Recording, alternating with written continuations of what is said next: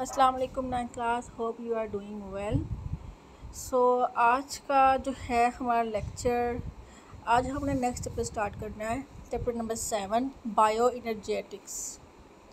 Okay, तो सबसे पहले बायो क्या मतलब क्या होता है, आप लोग पहले ही जानते हैं कि बायो मीन्स लाइफ। इनर्जेटिक्स एनर्जी से निकला है, इट्स मीन के एनर्जी, यानी कि बायो इनर्जेटिक्स होगा कि हमारी लाइफ में, हमारी ज़िंदगी में या एक एनिमल के, एक ऑर्गेनिज्म की ज़िंदगी के अंदर जितनी एनर्जीज़ जो हैं वो लगा रहा है, वो कहाँ से आ रही है, कैसे बढ़ रही है, कहाँ वो इस्तेमाल हो रही है, हर एक चीज़ के अंदर हमने पढ़नी है, उसे हमने गो थ्रू होना है। तो the first topic is bio energetics in the role of ATP। तो इसमें डेफिनेशन आपने करनी है बायो इनर्जेटिक्स की। Bio energetics is the study of energy transformation in living organism.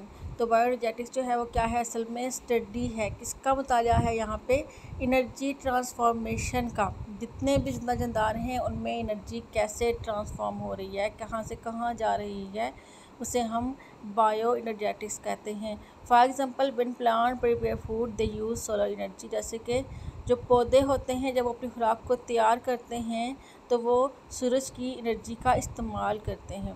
This energy is transform into chemical energy, और फिर उस energy को वो केमिकल एनर्जी में ट्रांसफ़र कर देते हैं and stored in the bonds of food molecule. और वही एनर्जी उनके जो फूड मालिक्यूल हैं उनके बॉन्ड में, उनके बॉन्डिंग में स्टोर हो जाती है। When organism metabolize food molecule, जब उसी खुराक को ऑर्गेनिज्म मेटाबोलाइज करेंगे, उसको तोड़ेंगे, दे ट्रांसफॉर्म इस energy and store it in the form of ATP molecule. तो वो जो एनर्जी होगी वो उसको ट्रांसफॉर्म कर देंगे और उसको एज आ ATP मालिक्यूल के तौर पे स्टोर कर लेंगे। During such energy transformation some amount of energy also escape as a heat. लेकिन इस दौरान कुछ एनर्जी जो होगी वो हीट के दौरान एस्केप भी हो जाती है, हीट के दौरान निकल भी जाती है। यानी कि सबसे पहले पौधे जो हैं वो क्या करते हैं, अपनी खुराक को प्रिपेयर करते हैं। प्रिपेयर करने के लिए क्या करते हैं, वो लाइट एनर्जी को क्या कर रहे हैं, वो ले रहे हैं। ठीक है, पौधे अपनी एनर्जी जो है वो लाइट एनर्जी की सूरत में ले रहे हैं। उस एनर्जी को वो केमिकल एनर्जी में पहले ट्रांसफॉर्म कर देते हैं, फिर उसको फूड मालिक्यूल में उसको स्टोर कर देते हैं। ठीक है, एक बॉन्ड एनर्जी की सूरत में। जब वो एनर्जी स्टोर हो जाएगी, अब क्या करेंगे, उसी खुराक को वो ऑर्गेनिज्म मेटाबोलाइज करेंगे, उसको तोड़ेंगे। ठीक है, और फिर तोड़ने के बाद वो एनर्जी किस में कन्वर्ट हो जाएगी, ATP में कन्वर्ट हो जाएगी। ठीक है, और अब जो है ATP जो होगी उसको हम डिफरेंट फॉर्म ऑफ एनर्जी में इस्तेमाल करते हैं।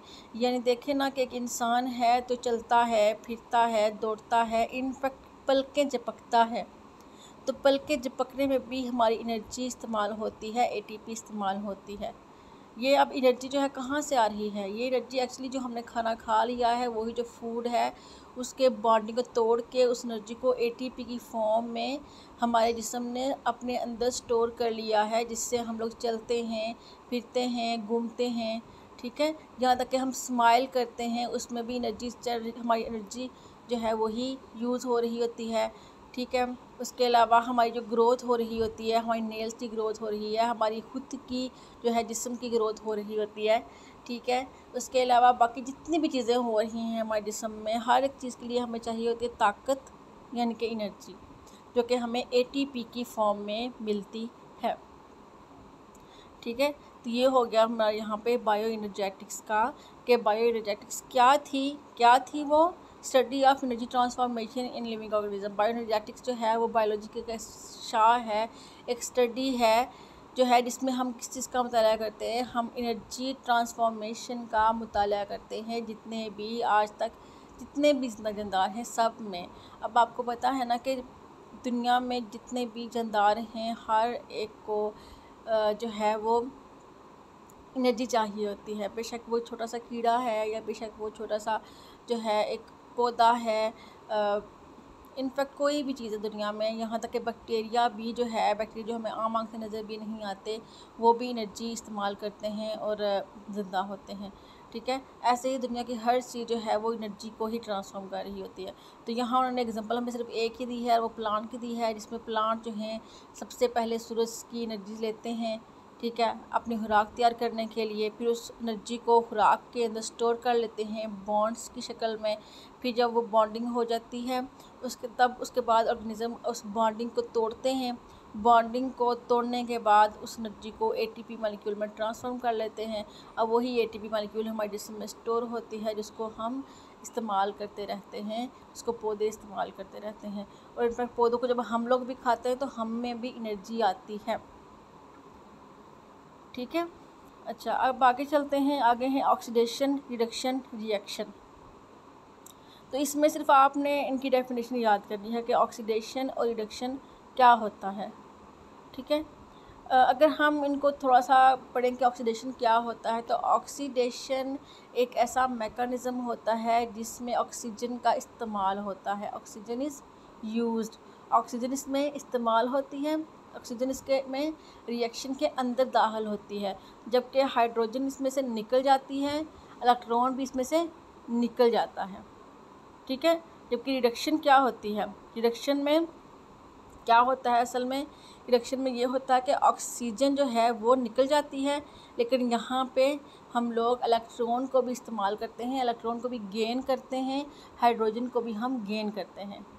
ठीक है, वैसे अक्सर इनकी जो है डेफिनेशन ये वाली है, लेकिन यहाँ पे उन्होंने थोड़ी सी आसान लिखी है। ये आप लोग सबसे एंड पे आएँ। The loss of electron is called oxidation. Oxidation किसे कहते हैं, इलेक्ट्रॉन का लॉस हो जाना, इलेक्ट्रॉन का निकल जाना, रिमूव हो जाना। Loss of electron is called oxidation. जबकि गेन मतलब कि हासिल करना, gain of electron is called reduction. तो रिडक्शन क्या होती है, गेन ऑफ इलेक्ट्रॉन, और फिर ऑक्सीडेशन क्या होती है, लॉस ऑफ इलेक्ट्रॉन। ठीक है, तो ये ऑक्सीडेशन और रिडक्शन की डेफिनेशन थी।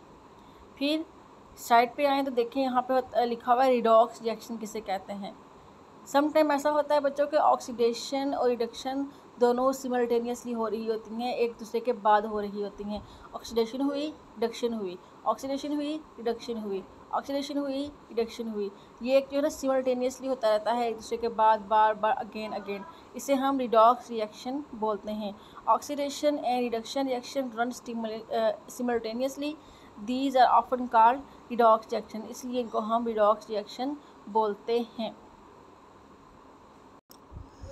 एनीवेज आज के लिए आप लोगों के लिए इतना ही काफ़ी है, क्योंकि आपको जो लास्ट चैप्टर है जो हमने पीछे पढ़ लिया हुआ है उसके शॉर्ट क्वेश्चन भी मैंने दिए हुए थे, तो वो भी साथ आपने करने हैं। और उसके साथ आज के लिए आपने इतना ही करना है, बायोएनर्जेटिक्स को, उसकी एग्जांपल को, फिर ऑक्सीडेशन को, रिडक्शन को, और एंड पे रिडॉक्स रिएक्शंस को।